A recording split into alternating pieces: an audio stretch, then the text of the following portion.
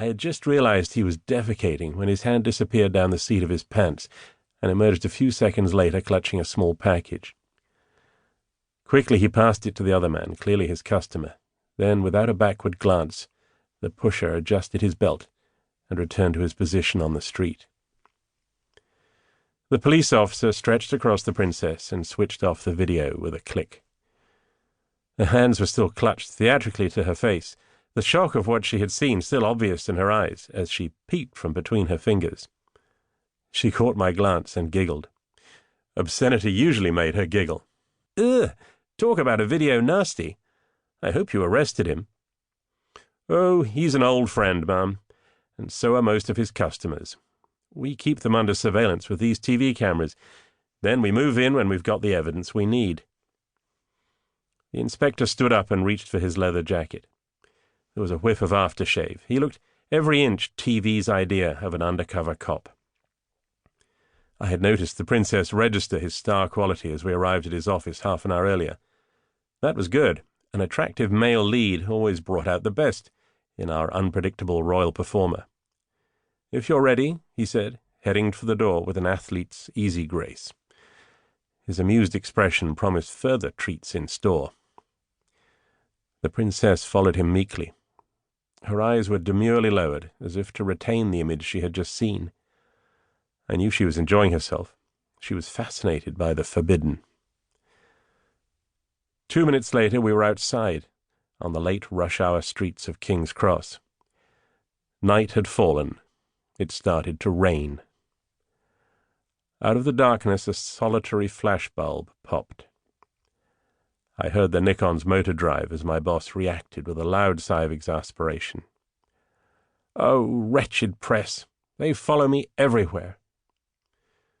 The plaintive note was easy to hear. Too easy, I thought. "You're overdoing it." But it earned her a sympathetic look from our handsome guide, so that was good too. As we moved unnoticed into the hurrying crowds, I took up my familiar position, slightly behind the tall figure with the expensively casual hairdo. Tonight she was in black jeans and a short, sexy jacket. This was our version of incognito. The Princess of Wales, icon of the oppressed and champion of the socially excluded, was beginning another secret fact-finding tour. Tramping round King's Cross that night, I felt again the familiar wrench in my gut. It always came when I thought of where the princess had been and where she was going. The sensation was becoming much more frequent. It was the same feeling you get on a roller coaster as it stops climbing and begins to dive toward the ground. She had been so high. The future queen. Now she was still high, at least with the people we were meeting on the street, and the papers said she was a phenomenon, the looks of a supermodel and the heart of a saint. But I knew the truth.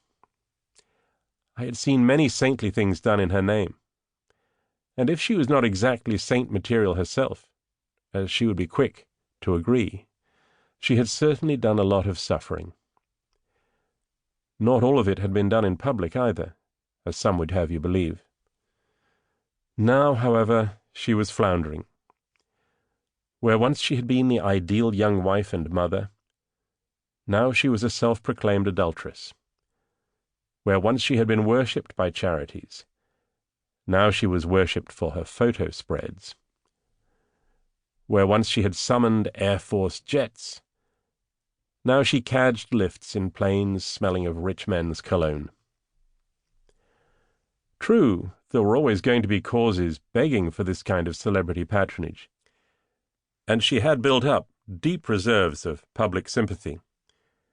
She still had that magical forgivability. But I knew these were the gifts more of others' mistakes than of her shining virtues. I knew she had begun to believe her own publicity, just as I was believing it less and less. I felt there was now no way back to the happy certainties of my early days at the palace. How had it all changed? 8 years earlier, it had all been so different. Another world, almost another universe.